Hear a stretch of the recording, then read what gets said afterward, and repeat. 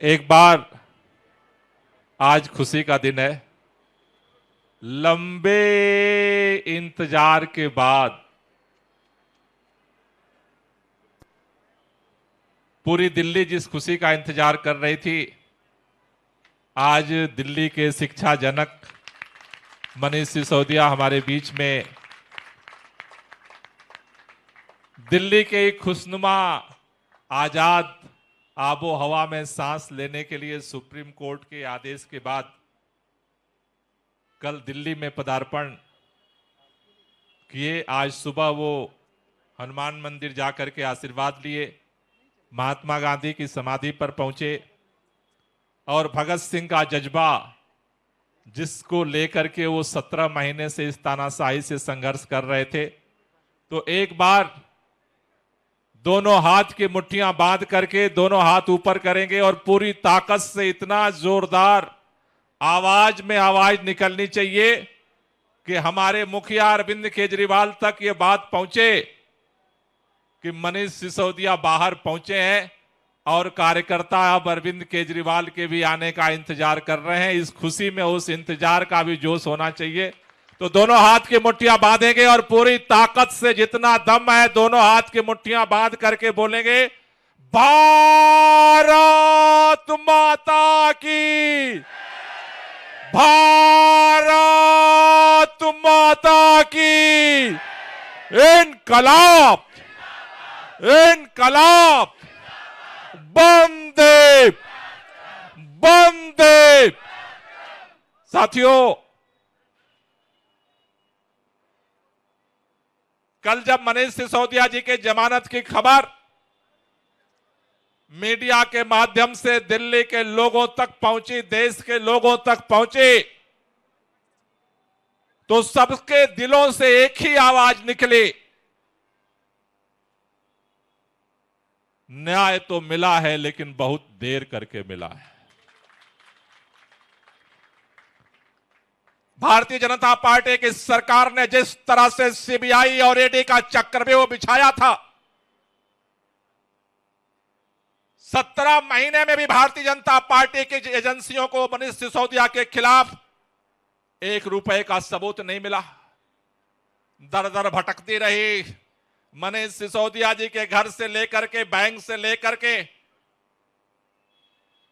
गांव से लेकर के पूरे देश के अंदर जहां जहां मनीष सिसोदिया के मोबाइल में जिसका जिसका नंबर मिला, किसी का सामने से और किसी से पीछे से, हर जगह छापेमारी की गई।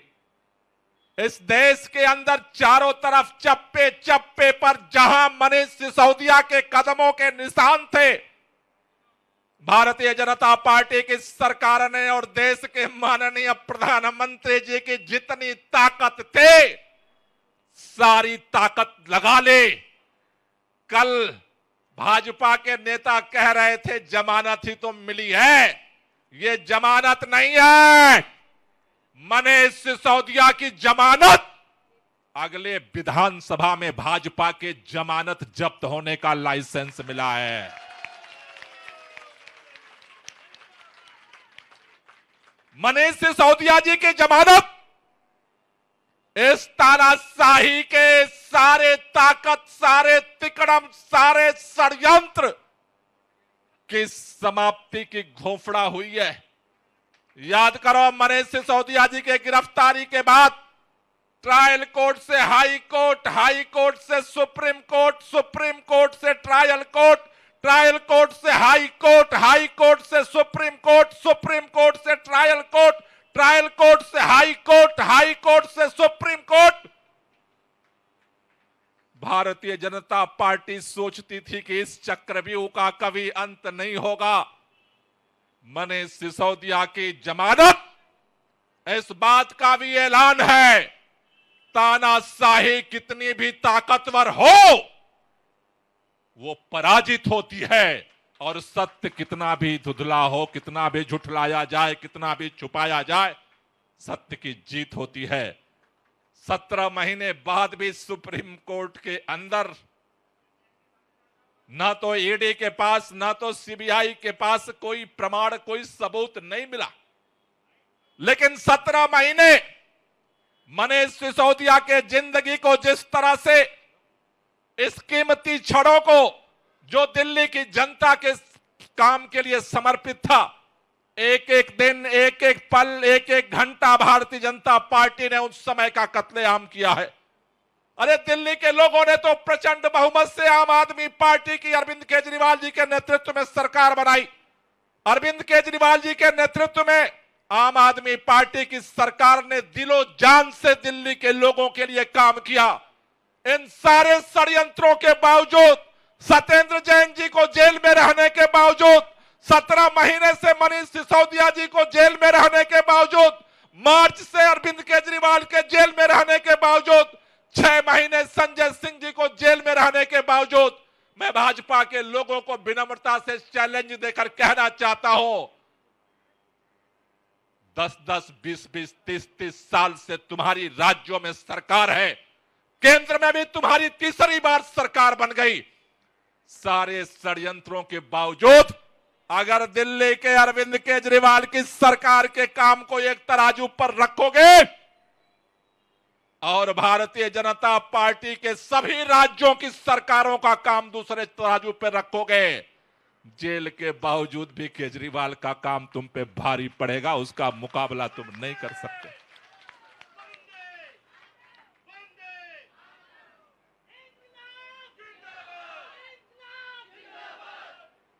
ये भारतीय जनता पार्टी के नेता क्या सोचते थे? दिल्ली की सरकार ने एक सबसे बड़ा दर्द इनका क्या है? इनको लगता है मेरे अश्वमेध का घोड़ा गुजरात से राजस्थान जाता है, कोई नहीं रोकता। राजस्थान से मध्य प्रदेश जाता, कोई नहीं रोकता। उत्तर प्रदेश जाता, कोई नहीं रोकता। उत्तराखंड जाता, कोई नहीं रोकता। हिमाचल जाता, कोई नहीं रोकता। बिहार जाता, कोई नहीं रोकता। कर्नाटक जाता, कोई नहीं रोकता। लेकिन दिल्ली में आता है तो इससे छुड़ाना मुश्किल हो जाता है।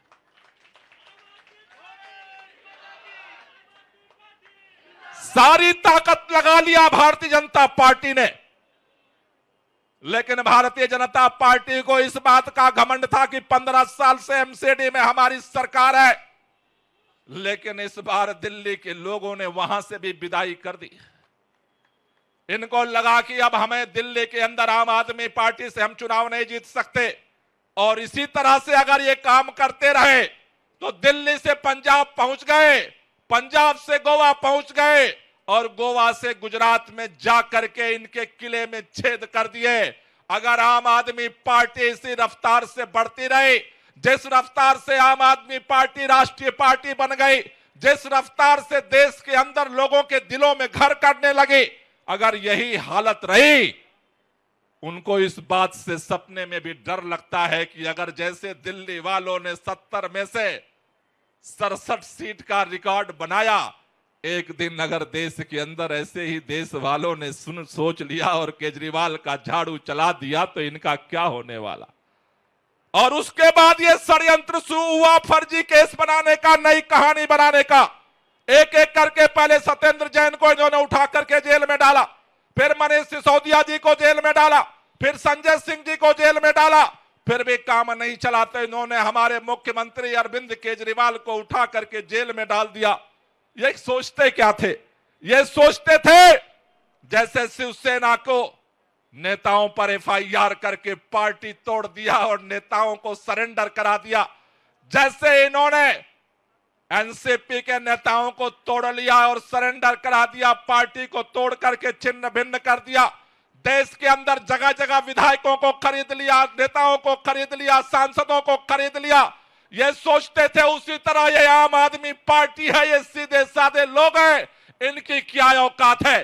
भारतीय जनता पार्टी के नेता ये सपना देखते थे जेल में जाएंगे और इनको भी अपनी ताकत पर भरोसा हो जाएगा, अपने जो भरोसा है वो टूटेगा और ये पार्टी टूट जाएगी। आप याद करो जब सत्येंद्र जैन जी जेल में गए, हर बड़े बड़े राजनीतिक पंडित घोषणा करने लगे अब पार्टी कैसे चलेगी। फिर मनीष सिसोदिया जेल में गए, बोले पार्टी अब टूट जाएगी। संजय सिंह जी बोले अब तो पार्टी बिक जाएगी। अरविंद केजरीवाल जी गिरफ्तार हुए, बोले अब तो सब कुछ स्वाहा। भाजपा के लोगों से मैं कहना चाहता हूं और देश के लोगों से भी विनम्रता कहना चाहता हूं, आम आदमी पार्टी टूटने, बिकने और झुकने के लिए नहीं पैदा हुई है। आम आदमी पार्टी का जन्म इस हिंदुस्तान से भ्रष्टाचार को और तानाशाही को खत्म करने के लिए हुआ है। जब तक इस देश के अंदर अन्याय रहेगा, जब तक इस देश के अंदर तानाशाही रहेगी, जब तक इस देश के अंदर गैर बराबरी रहेगी, आम आदमी पार्टी कल भी लड़ी थी, आज भी लड़ती है और कल भी तुमसे आंखें मिला करके लड़ती रहेगी। ये लड़ाई जारी रहेगी।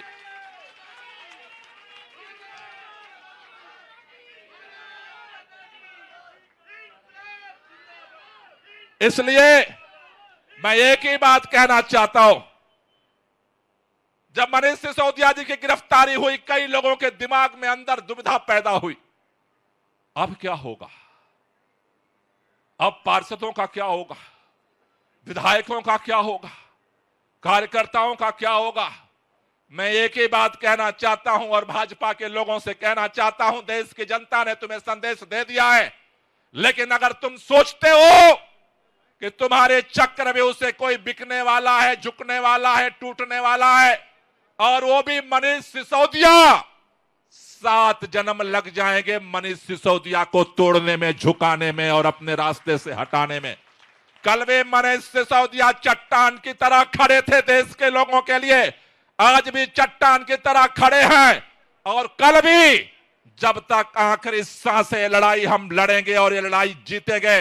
चिंता मत करो, मनीष सिसोदिया जी बाहर आए हैं, जल्द ही ट्रायल कोर्ट से मुख्यमंत्री जी को जमानत मिल चुकी है, सुप्रीम कोर्ट से जमानत मिल चुकी है और ये जो सीबीआई का फंदा है ये भी टूटेगा और हमारा मुख्यमंत्री जेल से जल्द ही छूटेगा। ये लड़ाई जारी रहेगी, इस लड़ाई को कमर कसो, ये लड़ाई हम लड़ेंगे और ये लड़ाई हम, इसलिए दोनों हाथ के मुट्ठियां बांधो और पूरी ताकत से बोलेंगे, लड़ेंगे, लड़ेंगे, अरे लड़ेंगे, अरे लड़ेंगे।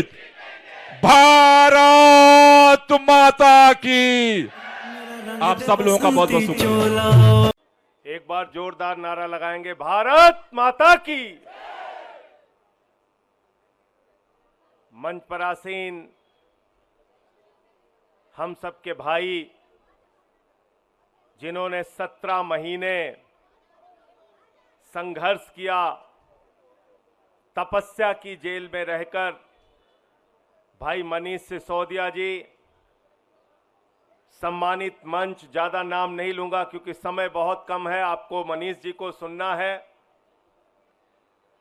मैं बीजेपी वालों को एक ही सलाह देना चाहता हूं और बार बार ये बात कहना चाहता हूं कि भाजपाइयों एक बात को समझ लो, नफरत की राजनीति में तुम आगे हो सकते हो, झगड़ा कराने की, दंगे फसाद कराने की राजनीति में तुम आगे हो सकते हो, भाई को भाई से बांटने की राजनीति में तुम आगे हो सकते हो, लेकिन जब लड़ने की बारी आएगी तो हिम्मत मत करना आम आदमी पार्टी से लड़ने की, हिम्मत मत करना आम आदमी पार्टी के कार्यकर्ताओं से टकराने की, क्योंकि तुम उसमें कभी नहीं जीत पाओगे, कभी नहीं जीत पाओगे। हमारी ट्रेनिंग इस संघर्ष की हुई है और तुम लोगों की ट्रेनिंग अंग्रेजों से माफी मांगने की हुई है, देश से गद्दारी की हुई है। तुम्हारे पुरखों ने देश से गद्दारी करने का काम किया है, अंग्रेजों से माफी मांगने का काम किया। इसलिए लड़ने के काम में कभी चुनौती मत देना, कभी आम आदमी पार्टी को नहीं झुका सकते, कभी हमारे नेताओं को नहीं झुका सकते। आपने हमारी पार्टी के मुखिया अरविंद केजरीवाल को जेल में रखा, मनीष सिसोदिया दिल्ली के शिक्षा मंत्री, जिन्होंने दिल्ली के लाखों बच्चों के लिए दिन रात काम किया, उनको 17 महीने तक जेल में रखा। मैं देश के प्रधानमंत्री से पूछना चाहता हूं, इन 17 महीनों का हिसाब कौन देगा? मनीष सिसोदिया के परिवार ने जो 17 महीने प्रताड़ना झेली, मानसिक रूप से, शारीरिक रूप से, उसका हिसाब कौन देगा? मनीष सिसोदिया ने खुद जेल में रह के जो यातना झेली, उसका हिसाब कौन देगा? भाजपाई कहते हैं सिर्फ जमानत ही तो मिली है, सिर्फ जमानत ही तो मिली है। मैं दिल्ली के लोगों, आपसे हाथ जोड़ के कहना चाहता हूं, चुनाव का परिणाम जब आए और बीजेपी के लोग चिल्ला के कहें मेरी जमानत जब्त हो गई, मेरी जमानत जब्त हो गई, तो आपको एक ही बात कहना है, सिर्फ जमानत ही तो जब्त हुई है, सिर्फ जमानत ही तो जब्त हुई है, सिर्फ जमानत ही तो जब्त हुई है, सिर्फ जमानत ही तो जब्त हुई है। यह काम आपको करना है, यह काम करना है साथियों। और अगर अरविंद केजरीवाल से प्यार करते हो, मनीष सिसोदिया से प्यार करते हो, सत्येंद्र जैन से प्यार करते हो, इस पार्टी से प्यार करते हो, तो आज ही से जुट जाना और चुनाव के बाद एक एक भाजपाई से मिलकर कहना सिर्फ जमानत ही तो जब्त हुई है, सिर्फ जमानत ही तो जब्त हुई है, सिर्फ जमानत ही तो जब्त हुई है। यह काम आपको करना है। मैं ज्यादा लंबी बात आपसे नहीं करूंगा। और ईडी सीबीआई, इनका खेल आपने 17 महीने तक देखा। ईडी कौन सी संस्था है? कौन सी संस्था है ईडी? ईडी के अफसर इसी दिल्ली के अंदर 5 करोड़ की रिश्वत लेते हुए उनको सीबीआई ने पकड़ा। ईडी के अधिकारियों को तमिलनाडु में रिश्वत लेते हुए सीबीआई ने पकड़ा। ईडी के अधिकारियों को राजस्थान की पुलिस ने रिश्वत लेते हुए पकड़ा। और 9 अगस्त को मनीष सिसोदिया की जमानत हुई। 8 अगस्त को 20 लाख रुपए ईडी के असिस्टेंट डायरेक्टर को रिश्वत लेते हुए पकड़ा गया। ये बेईमान लोग हैं। ये जांच करेंगे हमारी, ये जांच करेंगे। जिनका कन्विक्शन रेट मात्र 0.5% है, ये जांच करेंगे। और भाजपा ही जांच करेंगे। मैं तो भाजपाइयों के बारे में कहता हूं, हिंदुस्तान की सबसे भ्रष्ट पार्टी अगर इस धरती पर कोई है तो भारतीय जनता पार्टी। देश के जितने बेईमान और भ्रष्टाचारी हैं, सब आज नरेंद्र मोदी जी के साथ हैं। तो मैं सिर्फ यही कहना चाहता हूं कि आज मनीष सिसोदिया जी के साथ मिलकर और बहुत जल्दी हमारे नेता अरविंद केजरीवाल जी बाहर आएंगे और हम सब मिलकर, याद रखना, ये वादा पूरा करना है आपको। क्या कहना है? चुनाव परिणाम के बाद सिर्फ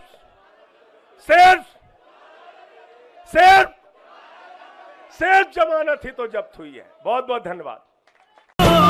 मेरा रंग दे बसंती चोला, मेरा रंग दे बसंती चोला, मेरा रंग दे बसंती चोला, आए रंग दे बसंती चोला।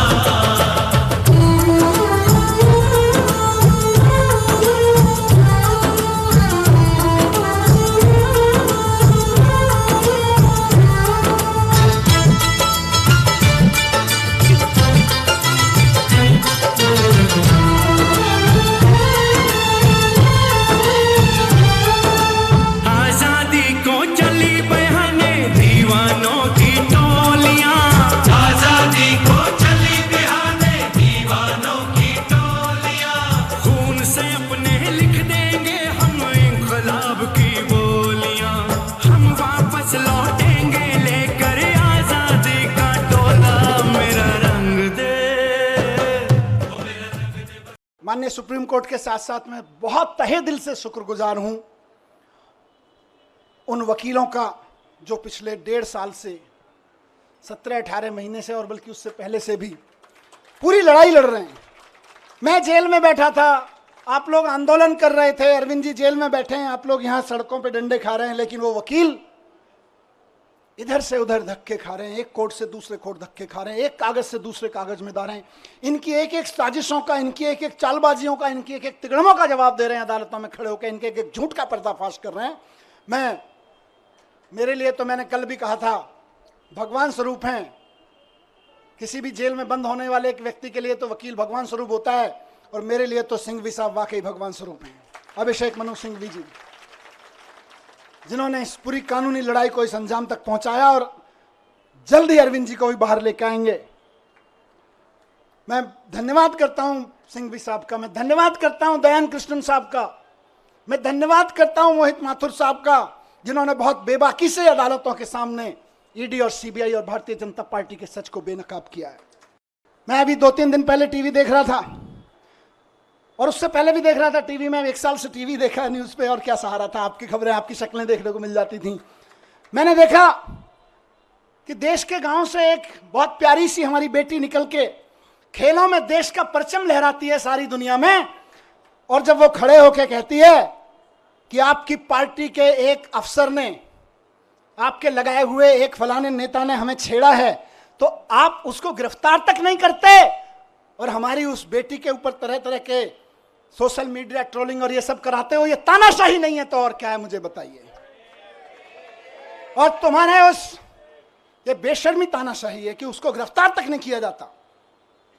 इस देश की बेटियां जंतर मंतर पे बैठी रही, खिलाड़ियां, हम और आप सब अपने बच्चों को खिलाड़ी बनाने का सपना देखते हैं, बेटियों को कहते हैं जा बेटी उछाल, लगा छलांग और छा जा फलक पे, और उसको कोई बैठ के वहां पे इनका चमचा बैठ के उसको छेड़े तो हमें सहन होगा, लेकिन ये तानाशाही है कि उसको गिरफ्तार तक नहीं करते हो तुम।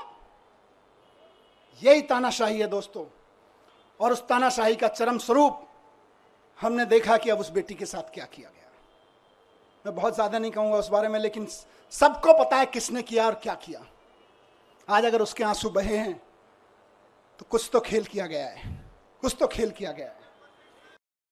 और एक चीज कहूंगा यहां से, विपक्ष के लिए भी और इनकी सत्ता में बैठे नए नए साथियों के लिए भी जो इनके साथ नए नए गए हैं, इस तानाशाही से अगर लड़ना है तो एकजुट होके लड़ना पड़ेगा।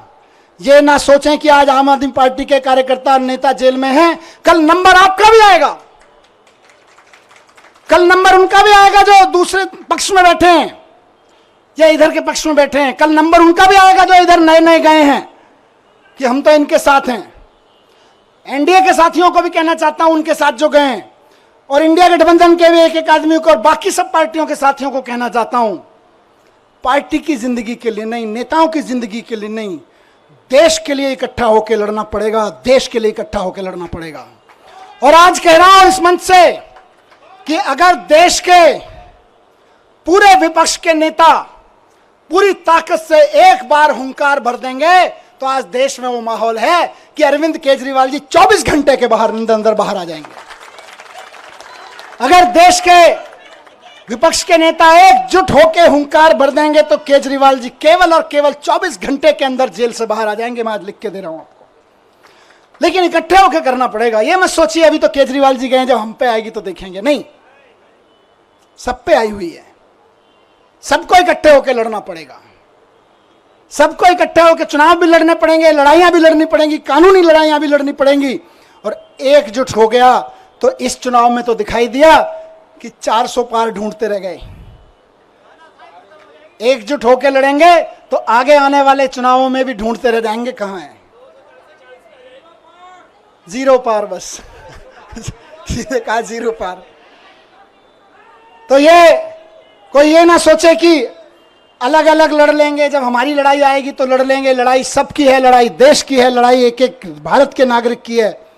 सब पार्टी वालों को, जिनको जनता ने थोड़ा थोड़ा भी कहीं कहीं भरोसा दिया है, कहीं ज्यादा दिया है, सबको इकट्ठा होके इस तानाशाही के खिलाफ लड़ना पड़ेगा।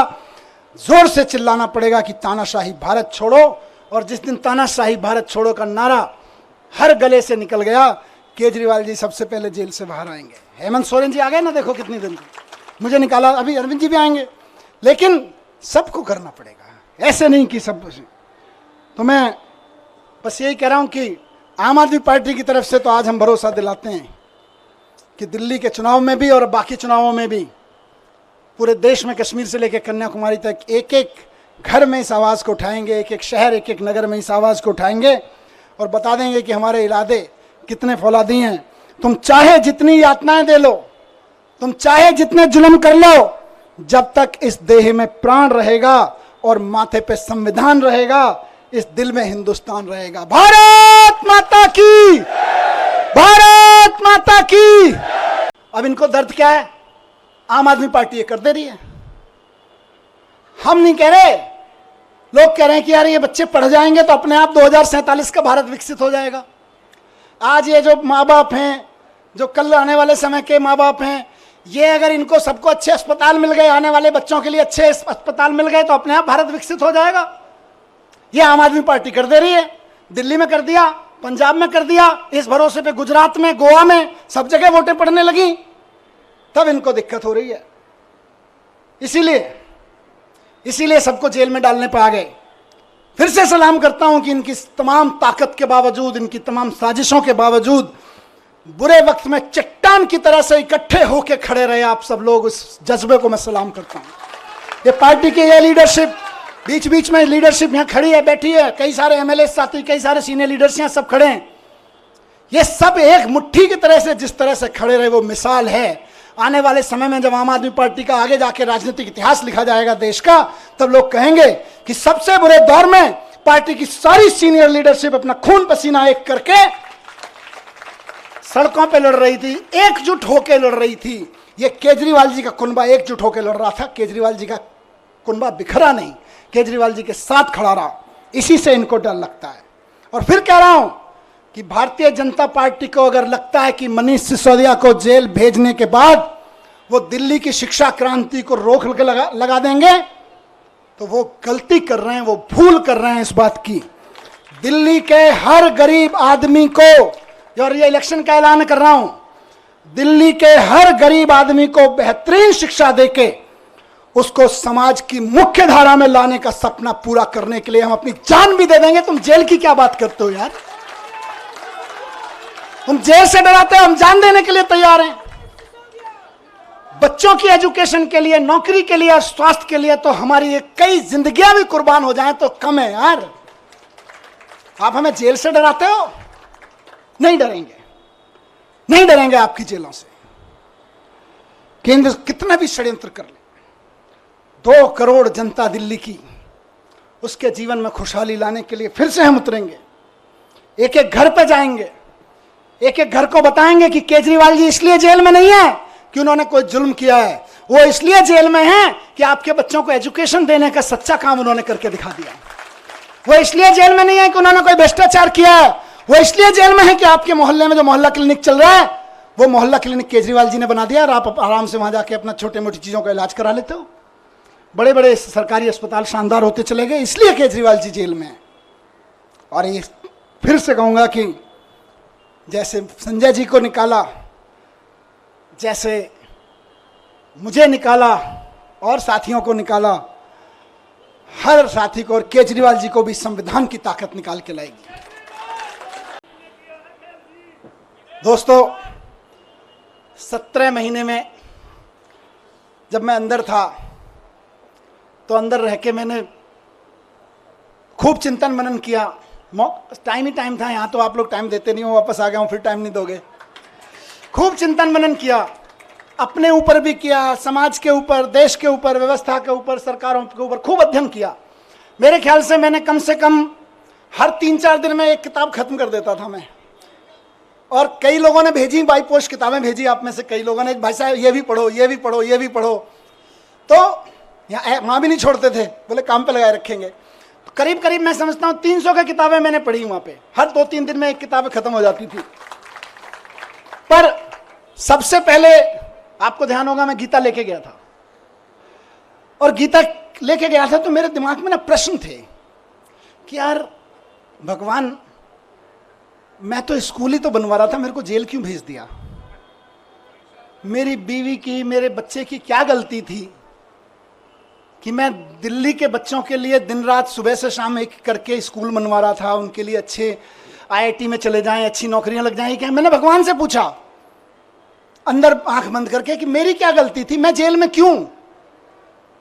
तो भगवान ने कहा गीता पढ़, पता चल जाएगा। अंदर से आवाज आई और मैंने गीता पढ़ी और मुझे जवाब मिल गया। मेरे मन में जो भी सवाल आया, मैं ऐसा नहीं है कि यहां कोई उसकी बात कर रहा हूं। जब आदमी अंदर जेल में होता है, अकेला बैठता है, तालों में वो शीशों के पीछे बैठता है, तो तरह तरह के सवाल उठते हैं, अंदर बहुत झांकता है। बहुत सवाल उठते थे मन में, और बस भगवान की ऐसी कृपा है कि मेरे मन में जो सवाल उठा और अंदर से आवाज आती थी, इस सवाल का जवाब तुझे कहीं बाहर से नहीं मिलेगा, गीता में मिलेगा, पढ़ ले।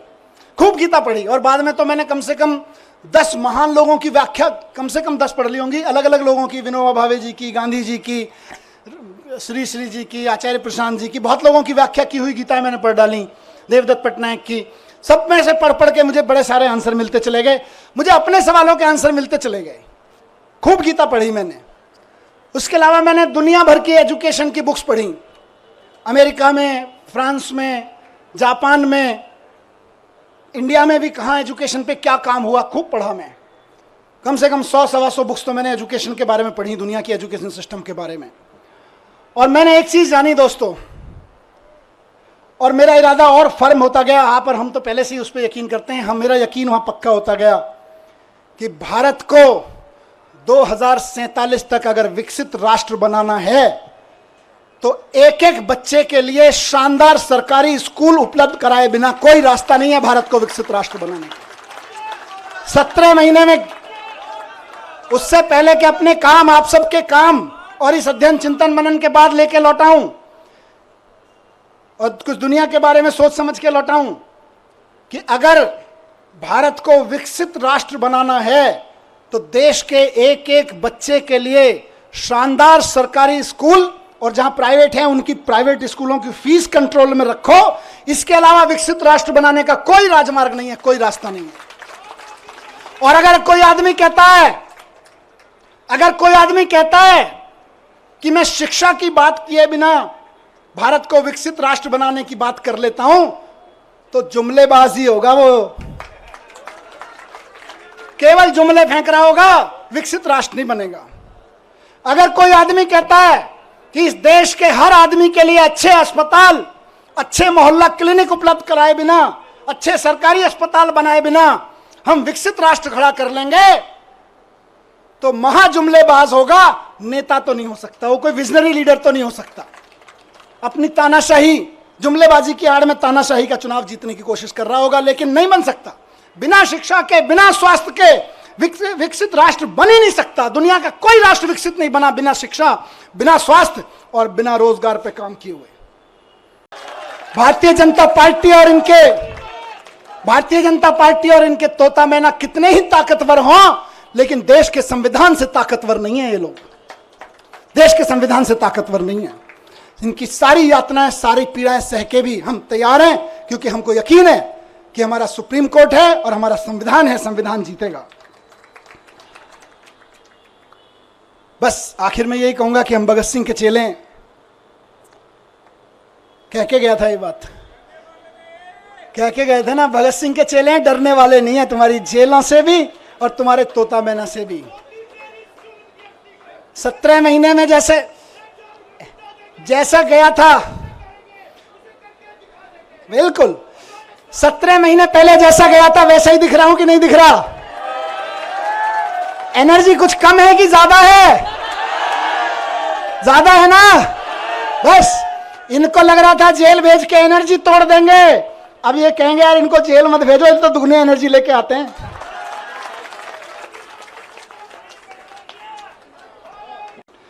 मुझे बताओ कि 10 साल, अभी थोड़े दिन पहले बहन आतिशी लड़ रही थी उसके लिए, 10,000 शिक्षकों को इन्होंने दिल्ली सरकार के स्कूलों के एक रात में, रात को 2 बजे ऑर्डर पास कराया, ट्रांसफर कर दिया एक रात में।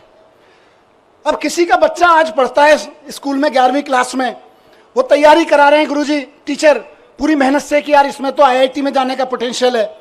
कल को टीचर का ऑर्डर मिल रहा है, नहीं हमने तो 10,000 टीचर्स को इधर से उधर कर दिया है क्योंकि हमें तो ट्रांसफर पोस्टिंग का शौक था, अब तुम भाड़ में जाओ। ये तानाशाही नहीं है तो और क्या है? बात 10,000 टीचर्स की नहीं है, उन लाखों बच्चों की है जिनको वो टीचर्स पढ़ा रहे थे। तुम अपनी अफसरी में, तुम अपनी तानाशाही में 10,000 टीचर्स को एक रात में इधर से उधर उठा के फेंक देते हो। ये तानाशाही नहीं है तो और क्या है? यही तानाशाही है जिसके खिलाफ हमको आवाज उठानी चाहिए। आज दिल्ली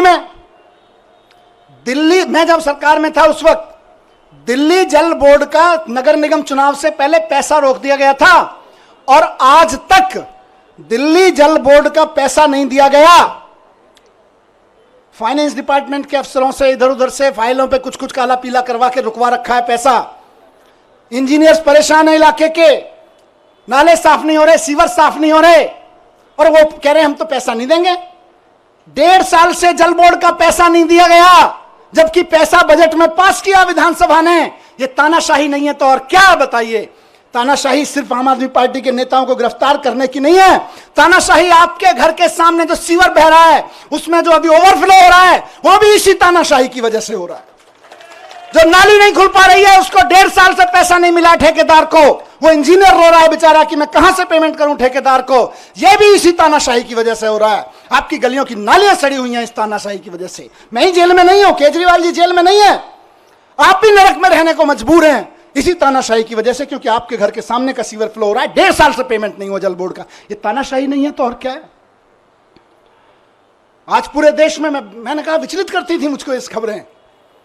हर रोज कहीं ना कहीं सुप्रीम कोर्ट भी डांट लगा रहा है, उसके बावजूद जनता अपनी सरकार चुनती है, कहीं के राज्यपाल को, कहीं के उपराज्यपाल को कह के जनता की चुनी हुई सरकार के कानून कैंसिल करवा देते हैं। कई महीने तक कानून, कई साल तक कानून पड़े रहते हैं, उनकी पॉलिसी नहीं पास होने देते। ये तानाशाही नहीं है तो और क्या है। नुकसान किसको हो रहा है? नेताओं को तो खाली जेल ही हो रही होगी, असली नुकसान तो जनता का हो रहा है, जिसके लिए पॉलिसी बनाई गई थी, जिसके लिए कोई कानून बनाया गया था। यह तानाशाही है, इस तानाशाही के लिए लड़ना पड़ेगा दोस्तों।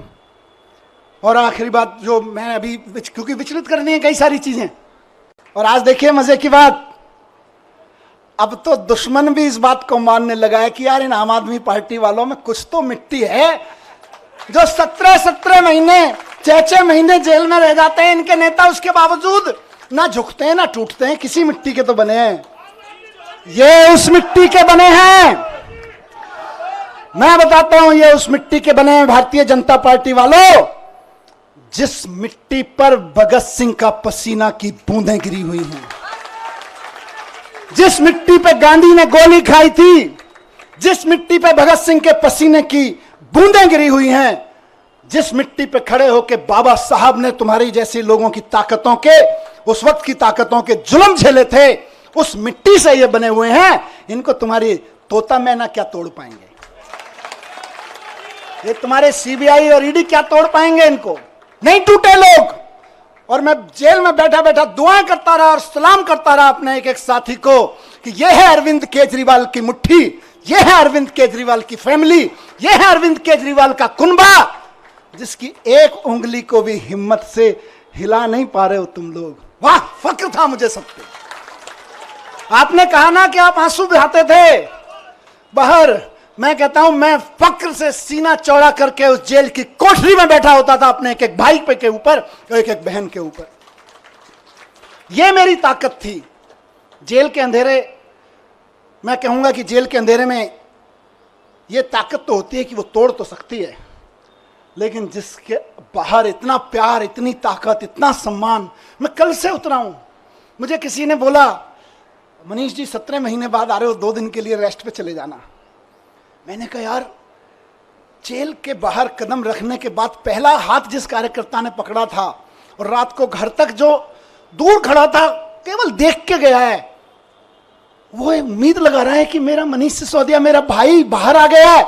और मैं कहूं नहीं, मैं तो छुट्टी जा रहा हूं यार, नहीं, खून पसीना बहाने के लिए बाहर आया हूं, छुट्टियां मनाने के लिए नहीं।